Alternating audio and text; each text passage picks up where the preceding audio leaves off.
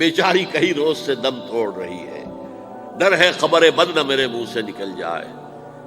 تقدیر تو مبرم نظر آتی ہے ولیکن پیران کلیسا کی دعا ہے کہ یہ ٹل جائے۔ تو پہلی بات میری ختم ہوئی، عالمی نظام خلافت دنیا کی تقدیر مبرم ہے، ہو کر رہے گی، اس میں کسی صاحب ایمان کو کوئی شک، کوئی شبہ، کوئی ریب نہیں ہونا چاہیے۔ البتہ اس کا اب دوسرا پہلو کیا ہے، اس کا آغاز کہاں سے ہوگا؟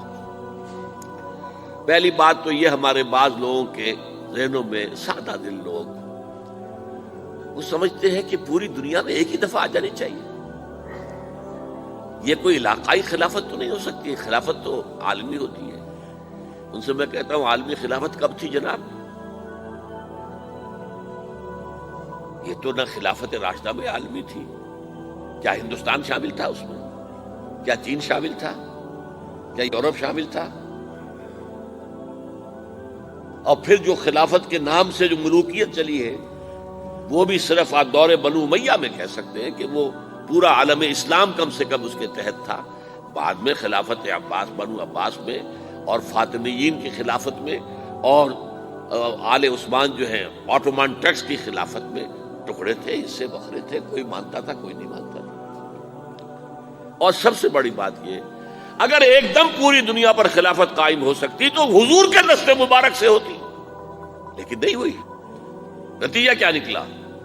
ایک ملک میں حضور نے قائم کر دی ہے، جزیرہ نما عرب،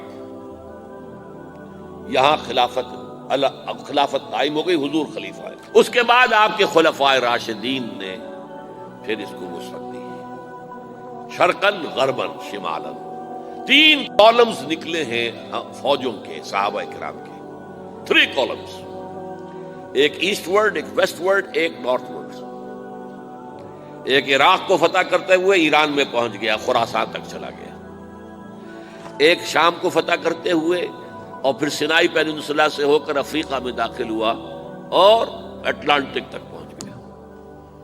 تیسرا سیدھا شمال میں گیا، لیکن یہ زیادہ دور نہیں جا سکتا تھا، کوکیشین ماؤنٹینز آ گئے، کوہ قاف۔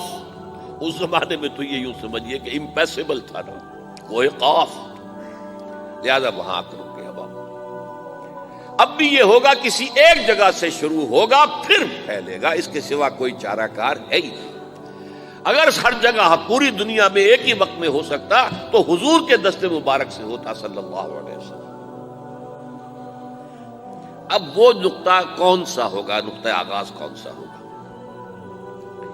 اس میں پہلی بات تو میں نے کہا، جو شک کرے گا اس کا پھر ایمان مشکوک ہے۔ ہوگا، لازماً ہوگا، گلوبل ہوگا، پوری دنیا میں ہوگا۔ کہاں سے شروع ہوگا اس میں آپ اختلاف کر سکتے ہیں، لیکن مجھے تو 2 حدیثیں تو ملی ہیں جن سے یہ اندازہ ہوتا ہے کہ یہ اس مشرقی خطے سے ہوگا، عرب کے مشرق کی جانب کسی ملک سے ہوگا، کسی خطے سے ہوگا۔ وہ حدیثیں بھی اب آپ پڑھ لیجیے پہلے۔ پھر میں کہہ رہا ہوں یہ خزانہ ہے جو ہم نے آپ کی خدمت میں پیش کیا ہے، کاش کہ آپ اس کی قدر کر سکیں، یہ حدیثیں آپ کو ازبر ہو جائیں، یاد ہو جائیں، لوح قلب پر نقش ہو جائیں۔ ہندوستان اور خراسان یعنی موجودہ افغانستان کا ذکر ابن ماجہ کی روایت ہے، عن عبداللہ ابن الحارث رضی اللہ تعالی عنہ قال رسول اللہ صلی اللہ علیہ وسلم یخرج ناس من المشرق یوطئون للمہدی یعنی سلطانہ، یعنی سلطانہ، دونوں طرح سے پڑھ سکتے ہیں۔ حضرت عبداللہ ابن حارث فرماتے ہیں رضی اللہ تعالی عنہ کہ حضور نے ارشاد فرمایا، مشرق کی طرف سے وہ فوجیں نکلیں گی، لوگ آئیں گے جو عرب میں مہدی کی حکومت قائم کریں گے۔ یہ مہدی کون ہوں گے اس کا ذکر میں ذرا بعد میں کروں گا، لیکن نوٹ کر لیجئے کہ مہدی سے پہلے لازماً کسی مشرقی علاقے کے اندر وہ نظام قائم ہو چکے گا، تب وہاں سے فوجیں آئیں گی نا۔ یہ مشرق کون سا ہے؟ عرب کے مشرق میں آپ چلیے، ایران بھی آ جائے گا، افغانستان بھی ہے، پاکستان بھی ہے، اور اگر اسے اور توسیع دے تو ہندوستان بھی ہے۔ یہ ہے عرب کا مشرق۔ اس سے فوجیں جائیں گی۔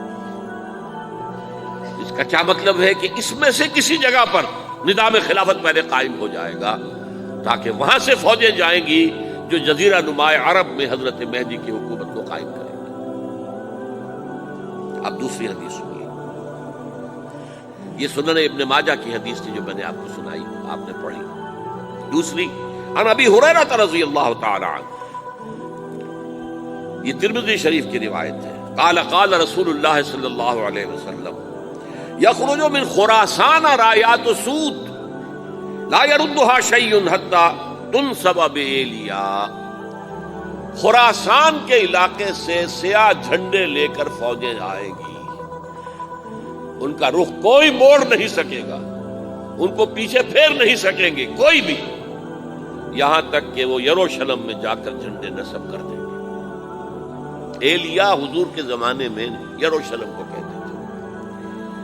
یہ یروشلم تھا جب حضرت سلیمان کی حکومت تھی اور یہاں پر معبد سلیمانی، ہیکل سلیمانی قائم ہوا، پھر یہ یروشلم گرا ہے تاریخ میں، یہاں تک کہ سن 70 عیسوی میں جب ٹائٹس رومی جنرل نے اس کو گرایا، ختم کیا، سیکنڈ ٹیمپل گرا دیا، اور یہاں سے یہودیوں کو کہا نکل جاؤ یہاں سے، کوئی یہودی باقی نہیں رہا، تب بالکل تہو بالا برباد کر دیا۔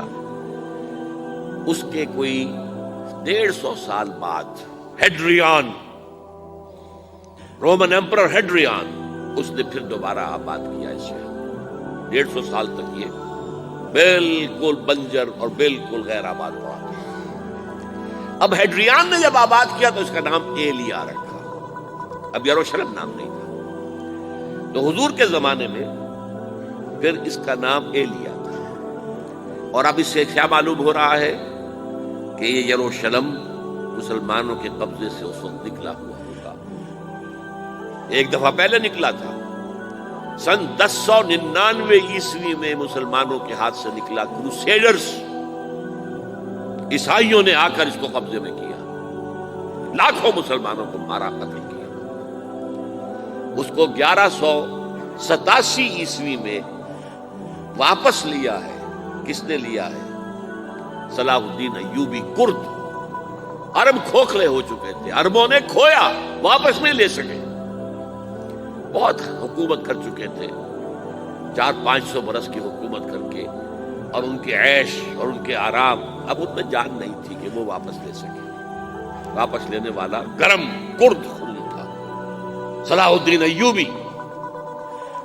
تو گویا کہ اب آپ سمجھئے کہ 88 برس تک عیسائیوں کا قبضہ رہا یروشلم۔ اب 1967 میں یہودیوں نے قبضہ کیا ہے، اور اب 38 برس تو ہو گئے، 88 نہیں 38 برس تو ہو گئے، لیکن وہ دور آئے گا کہ اب پھر لیں گے، لینے والے عرب بھی نہیں ہوں گے، خراسان کے علاقے سے فوجیں آئیں گی۔ یہ خراسان کیا تھا؟ ایلیا تو میں نے آپ کو بتا دیا، یروشلم کا نام ہے۔ خراسان اس زمانے میں ایک بہت بڑے ملک کو کہتے تھے، کچھ حصہ پاکستان کا بھی اس میں شامل ہے، کچھ حصہ ایران کا بھی ہے، ایران کے اس حصے کو اب بھی خراسان کہتے ہیں، وہ ایک صوبہ ہے، خراسان ایک صوبہ ہے ایران کا چھوٹا سا۔